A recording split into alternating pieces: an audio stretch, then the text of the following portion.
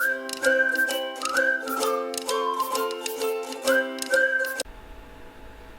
ini saya akan menjelaskan cara mengerjakan soal matematika dengan menggunakan aplikasi Wolfram Matematica pada soal yang berkaitan dengan operasi bilangan bulat.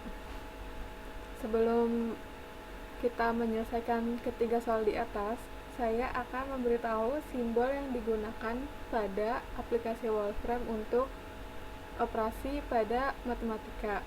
Untuk penjumlahan menggunakan tanda tambah, pengurangan tanda kurang, perkalian dengan simbol bintang, dan pembagian dengan garis miring. Selanjutnya akan langsung saya jelaskan nomor yang pertama. Nomor 1, seorang pedagang membeli 40 kg terigu seharga Rp340.000. Terigu tersebut dijual dengan keuntungan 12%.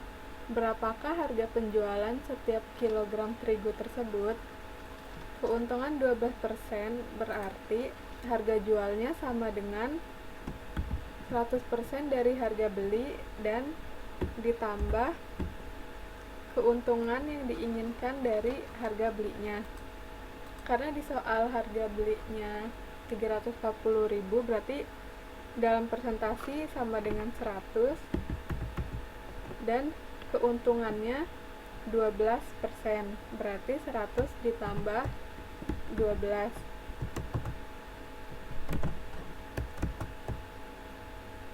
sama dengan 112%.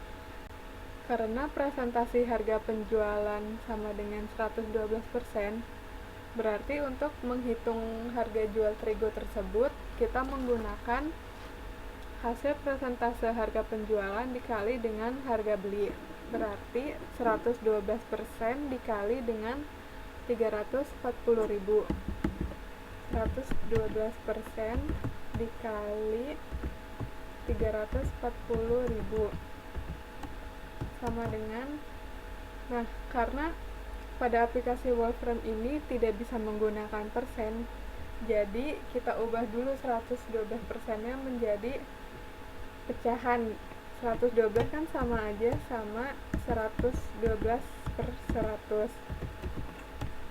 Kita tulis ke dalam bentuk pecahan seperti ini, lalu baru dikali dengan 340.000.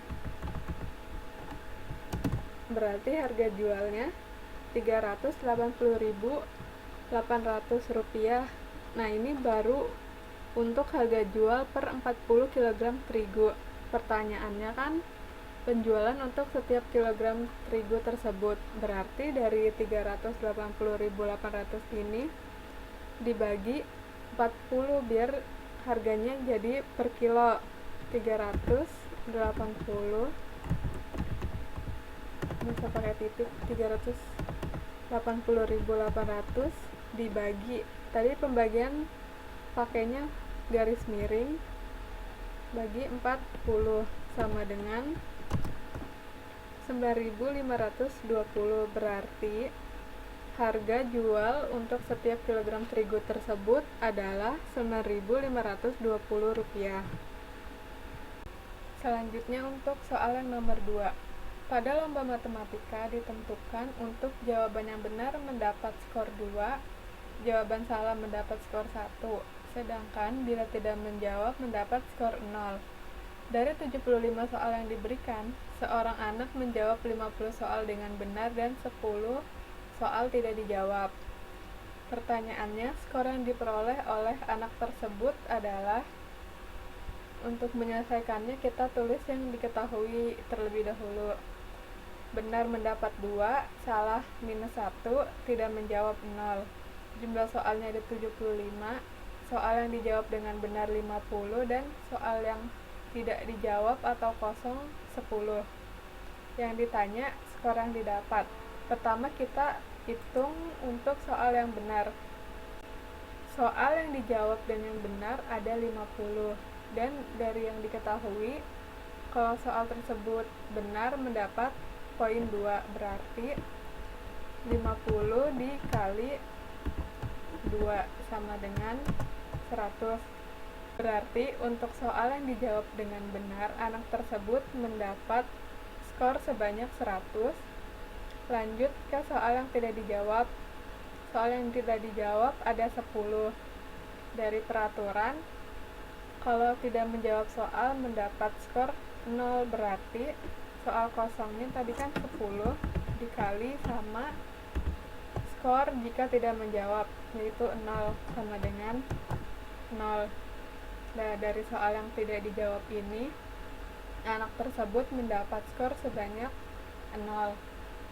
Nah, karena tadi jumlah soalnya 75, soal benarnya 50 dan soal kosongnya 10, kan baru 60, berarti ada soal yang salah itu dari 75 jumlah soal dikurang dengan soal yang dijawab dengan benar 50 dan ditambah soal yang tidak dijawab yaitu 10, berarti banyak soal yang dijawab dengan salah adalah 15.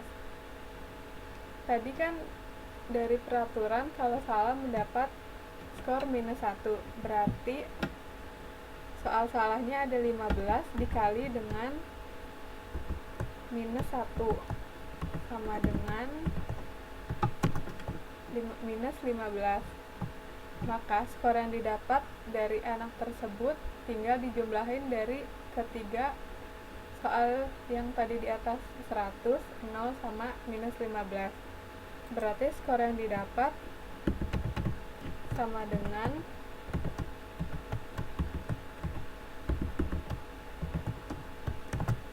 85. Dari 75 soal, anak tersebut memperoleh skor sebanyak 85. Terakhir soal ketiga. Panitia kegiatan sosial menerima sumbangan gula pasir beratnya 91 per kilogram, terus 51 per 2 kilogram, dan 97 per 4 kilogram untuk dibagikan kepada sekelompok warga.